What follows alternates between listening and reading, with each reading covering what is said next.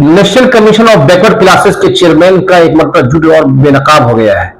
उन्होंने एक साल पहले ये दावा किया था कि मगरबी बंगाल में ओबीसी के फहरिस्त में रोहिंग्या और बांग्लादेशी को शामिल कर दिया गया है।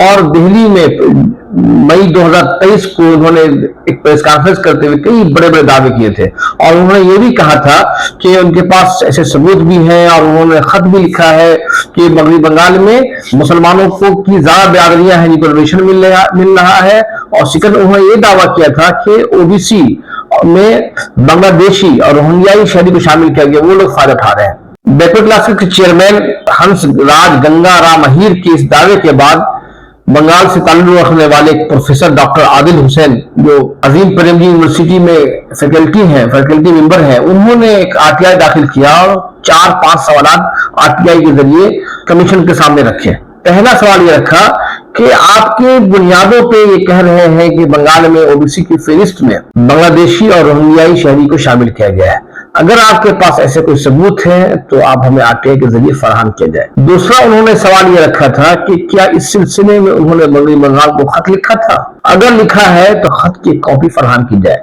दूसरा सवाल उन्होंने ये रखा था कि अगर उसके जवाब में, अगर बंगाल की हुकूमत ने कोई जवाब दिया आपके खत पर, तो खत के जवाब की भी कॉपी हमें फराहम की जाए। ये 3 सवाल थे।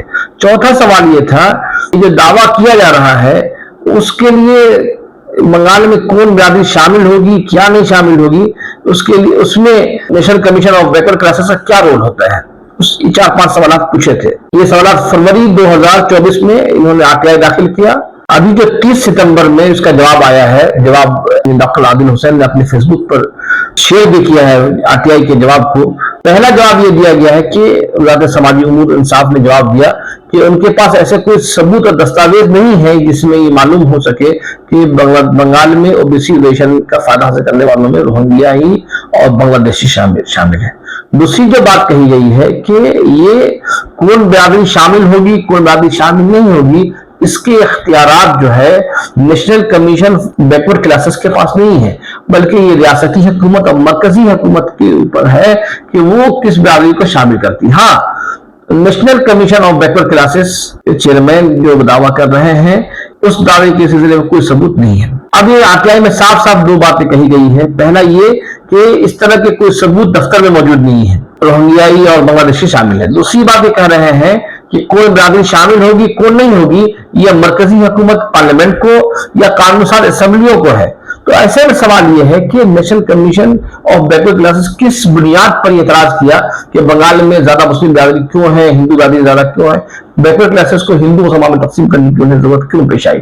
दूसरा सबसे अहम सवाल यह है कि हंस राम गंगा राम अहीर जो है, जो दावा किए थे, आखिर क्यों बुनियादी दावा किए थे, अगर उनके पास कोई सबूत था वो सबूत उन्होंने पेश क्यों नहीं किया, अगर वो सबूत था तो वो सबूत दफ्तर में मौजूद क्यों नहीं है, कमीशन के क्लास के दफ्तर में, उनके फाइल में और उनके रिकॉर्ड में जवाब मौजूद होना चाहिए था, रिकॉर्ड मौजूद होना चाहिए था कि जो जिस बुनियाद में दावा कर रहे थे। तो ऐसे में क्या माना जाए कि क्या गंगाराम अहीर ने सिर्फ और सिर्फ संघ परिवार के एजेंडे को आगे बढ़ाने के लिए इस तरह का झूठ गढ़ा था।